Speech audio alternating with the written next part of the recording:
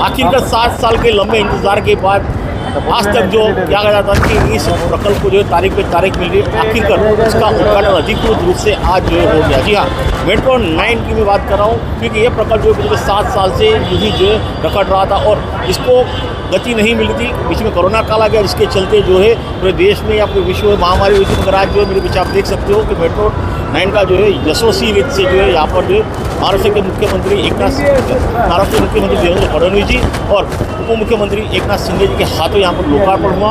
और इस लोकार्पण के समय ये मेट्रो जो है सारे मुंबई को एक साथ जोड़ देगी, ऐसा उन्होंने कहा है। और साथ ही साथ इस शहर में बने हुए एक विवादित ब्रिज, जिसके चलते देश दुनिया में जो इस शहर का नाम काफ़ी विवाद में आया था, उसके ऊपर भी उन्होंने प्रतिक्रिया दी है और कुछ सफाई रखी है कैमरे के सामने। तो आइए रूबरू होते हैं उनसे और जानने की कोशिश करते हैं कि मेट्रो प्रकल्प के बारे में और विवादित ब्रिज के बारे में उनका क्या कहना है।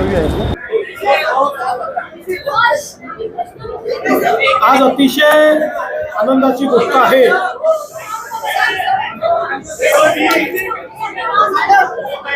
मेट्रो 9च्या पहिल्या टप्प्याचं आपण उद्घाटन केलेलं आहे। 2018 साली आपण याचं भूमिपूजन केलं होतं आणि त्यानंतर मुंबई आणि मीरा भाईंदर यांना जोडणारी मेट्रो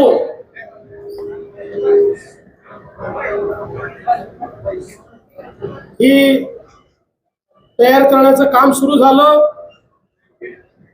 मागच्या काळात शिंदे साहेबांनी आणि मी याचा ट्रायल रन देखील बघितला होता आणि आज प्रत्यक्ष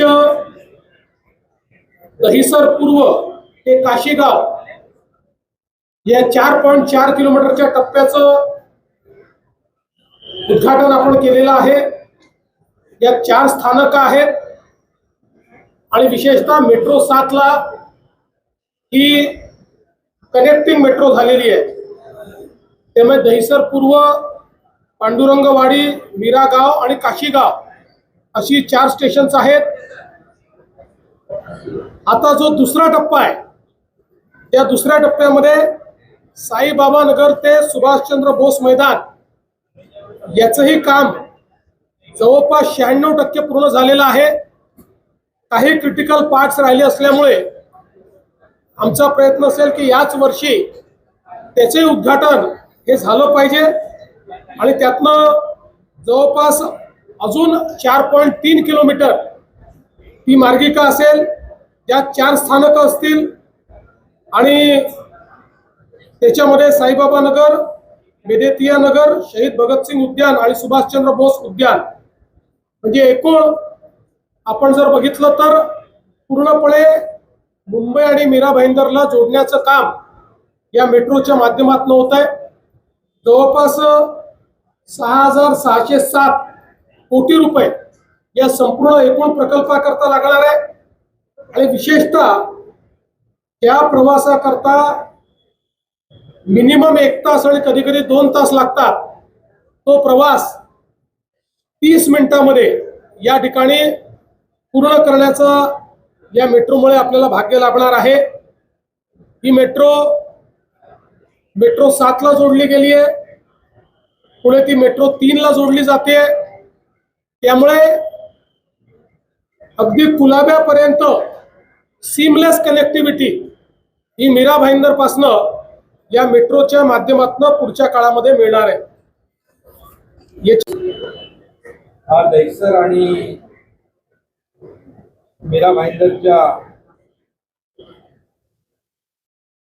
काशीगावच्या संपूर्ण रहिवाशांच्या दृष्टीने अतिशय आनंदाचा आणि ऐतिहासिक, कारण ही मुंबईतली मेट्रो आता मुंबई MMR पर्यंत पुढे जाते। आता काशीगाव पर्यंत जसं मुख्यमंत्री मोदयांनी सांगितले, अर्धा टप्पा पहिला टप्पा सुरू झाला आणि दुसरा टप्पा देखील सुभाषचंद्र बोस मैदानापर्यंत जातोय, तो देखील याच वर्षभरामध्ये कंप्लीट होणार आहे।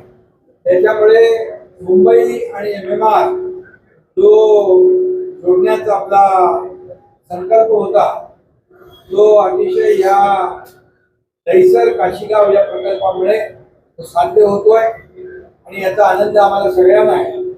त्याचबरोबर इथं ही मेट्रो जी आहे ती मेट्रो दहिसर स्टेशनवरून मेट्रो 2A आणि लाईन 1 शी कनेक्टेड आहे.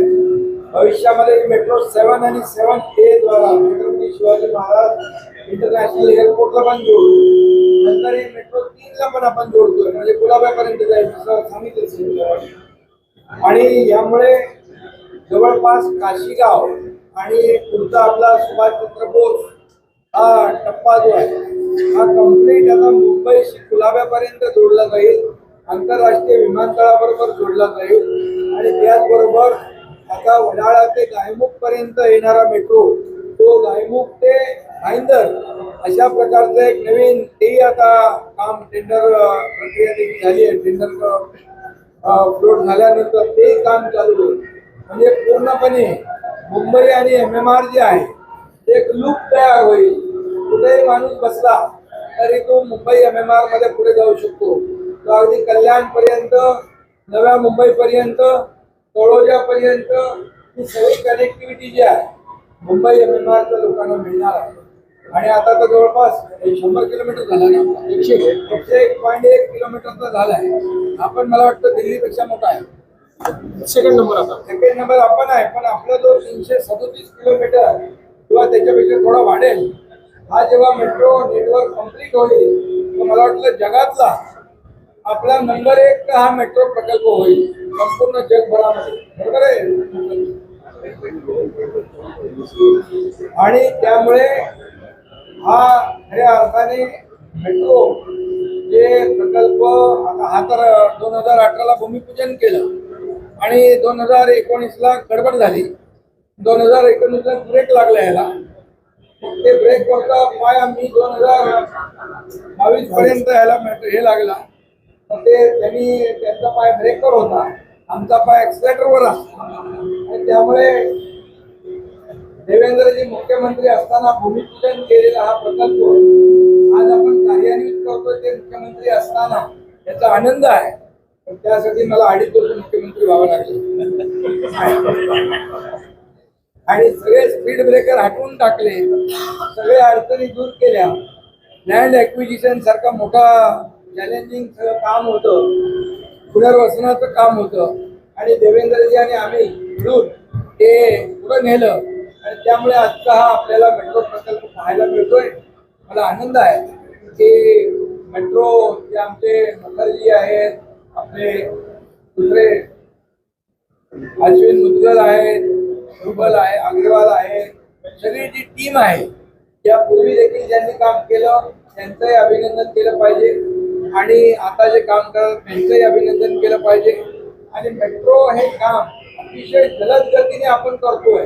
याचं कारण जी वाहतूक जी रस्त्यावरची कमी करण्यासाठी 20 ते 30% वाहनं कमी होतील, पेट्रोलची बचत होईल, प्रदूषण कमी होईल, वेळेची बचत होईल, लोक लवकर ऑफिसला जातील, त्यांची कामाची एफिशियन्सी वाढेल, पुन्हा ते लवकर घरी परततील, आपल्या परिवाराला वेळ देतील. त्यामुळे आमचं जे काही महायुतीचं सरकार आहे हे सर्वसामान्यांच्या साठी सर्वसामान्यांचं सरकार आम्ही म्हणतो. आणि म्हणूनच या सर्वसामान्यांच्या आयुष्यामध्ये आज आपण जर पाहिलं रेल्वेमध्ये होणारी गर्दी, रेल्वे ही मुंबईची लाईफलाईन आहे. परंतु ही जेव्हा मेट्रो कम्प्लीट होईल तेव्हा खूप मोठ्या प्रमाणावरचा दिलासा या आमच्या मुंबईकरांना, मुंबई MMRच्या लोकांना मिळेल आणि भविष्यामध्ये ही रस्त्यावरती वाहतूक कमी होऊन खूप मोठ्या प्रमाणावर लाखो लोकांना याचा दिलासा मिळेल. आणि ही मेट्रो फक्त काशीगाव पर्यंत नाही, अख्खा मुंबई MMR जोडणारा हा प्रकल्प आहे. आणि म्हणून यासाठी मी सगळ्यांना मनापासून धन्यवाद देतो. सर्व अधिकारी कर्मचारी यांचं अभिनंदन करतो, सर्व लोकप्रतिनिधींचं अभिनंदन करतो. ज्यांनी खरं म्हणजे अशा प्रकारचे प्रकल्प जे आहेत ते लोकहिताचे प्रकल्प आहेत. यामध्ये प्रत्येक लोकप्रतिनिधीने, प्रत्येक नागरिकाने याच्यामध्ये सहभाग घेतला पाहिजे आणि हे काम आपलं स्वतःचं आहे समजून यामध्ये जेवढं आपल्याला मदत करता येईल तेवढं आपण केलं पाहिजे. त्यामुळे लवकरात लवकर अशा प्रकारचे प्रकल्प जे आहेत आपण लोकार्पित करू शकतो आणि लोकांचं जे काही धकाधकीचं आयुष्य आहे, गर्दीमधून चालणारं, आमच्या लाडक्या बहिणींना देखील त्याचा त्रास होतो, लाडक्या भावांनाही होतो. हा त्रास दूर करण्याचं काम MMRDA या ठिकाणी करेल. आज खरं 3-4 प्रकल्पांचे उद्घाटन आहे. मी आता त्या बाकी प्रकल्पांचे तर बोलत नाही.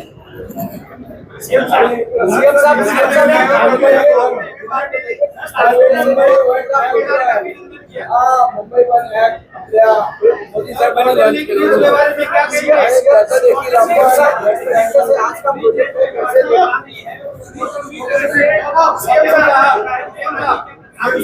क्या वाटर है उसको एग्जामिन किया जाएगा और उसको या जो वहाँ पर लोगों के लिए जो आसानी होगी, लोगों के लिए जो ठीक होगा वो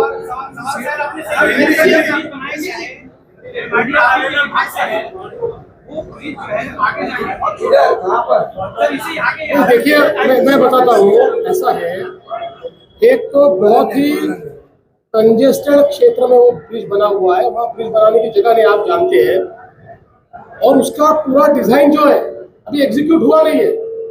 वो आधा ही जब बना है तो उसके फोटो निकाल कर उसका इतना क्रिटिसिज्म हो गया कि हमारे अधिकारी को तो लगता है कि उसको तोड़ देना चाहिए। लेकिन अगर कोई जाकर देखेगा तो जैसे हमने मोहम्मद अली रोड पर ब्रिज बनाया, ऐसा कोई ब्रिज बनता है क्या? ऐसा ऐसा ऐसा लोगों के दोनों घरों के आजू बाजू नहीं बनता है। लेकिन वहाँ की परिस्थिति ही ऐसी थी कि वहाँ वैसा ब्रिज बनाना पड़ा। इस ब्रिज का मैंने भी MMRDA से पूरा पता किया। अभी आप लोगों ने सिर्फ आधा डिजाइन देखा है, इसका पूरा डिजाइन होकर कंप्लीट कोई बहुत ज्यादा बदलाव आएगा ऐसा मैं नहीं कहता, क्योंकि जगह ही कम है, कंजेस्टेड जगह में बना है। लेकिन अभी जिस प्रकार से वो एक्सीडेंट प्रोन दिखता है उस प्रकार से नहीं दिखेगा, इसकी व्यवस्था की गई है।